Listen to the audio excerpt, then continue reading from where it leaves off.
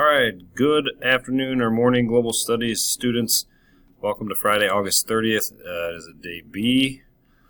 Just remember, if you are watching this video, you've already clicked on this link and are getting some additional information. So, first thing we need to do today is finish our motivational poster that we had started yesterday, or maybe some of you the day before. Just remember that motivational poster, or it needs to be on an 8.5 by 11 sheet of paper that's located back by the colored pencils. And all it needs to do is either brighten somebody's day, lift them up, give them some encouragement, motivation, whatever it may be. So, as you can see here, you cannot do great things, do small things in a great way. So just reminding people like little things, right? Leadership is the ability to get extraordinary achievement from ordinary people.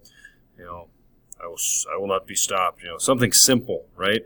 Even I think we even came across the image that I showed a lot of you yesterday was a goldfish with a shark fin that said "Be brave, even when you aren't."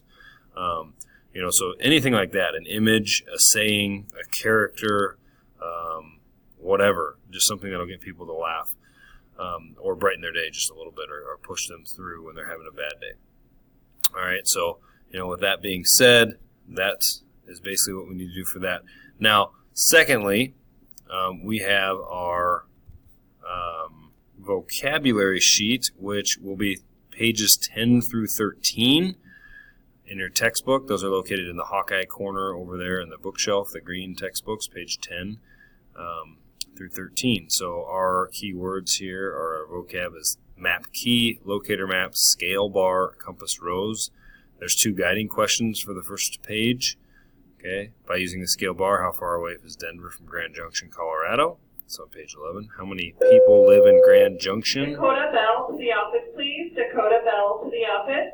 Dakota Bell to the office. About how many people live in Grand Junction, Colorado? Use the space to the right to draw a simple map of the room with at least 3 labels. Now, starting on page 12, tell me what a physical map is, tell me what an elevation map is, and tell me what a political map is in the fullest sentence possible. Oh, and the special purpose map, too. And special purposes are basically anything but those 3.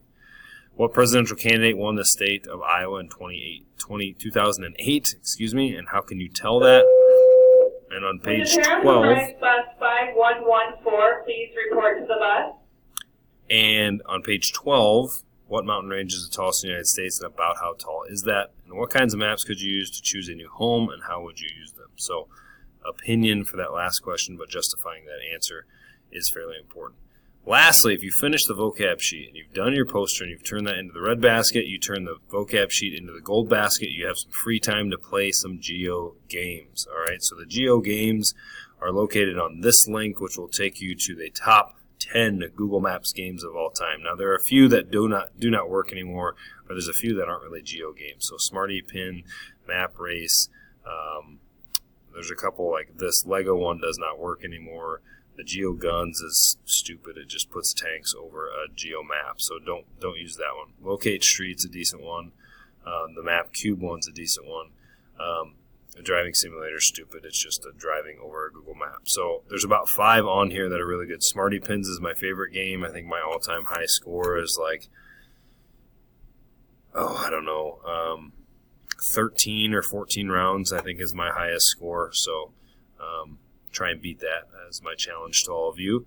But other than that, it's a pretty simple day. You do your poster, then you do your vocab, and then if you finish all of that, you can play some Geo Games with the link provided. All right, thank you, and have a great day.